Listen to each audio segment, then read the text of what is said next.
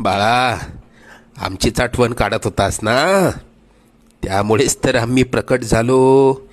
अरे मायबाप मानतोस ना आम्हाला. मग तुला पैशांची गरज असताना सांगायचं ना, कोणापुढेही हात पसरू नकोस.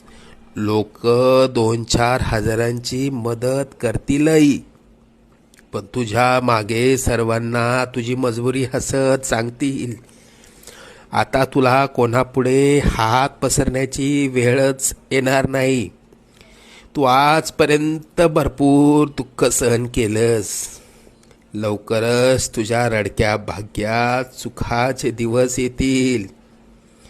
तुझ्या मनात असलेली इच्छा पूर्ण होऊन अक्कलकोटला पेढे घेऊन येणं होईल. येशील ना आम्हाला भेटायला अक्कलकोटला? सगळं मनासारखं होईल. निश्चिंत राहा.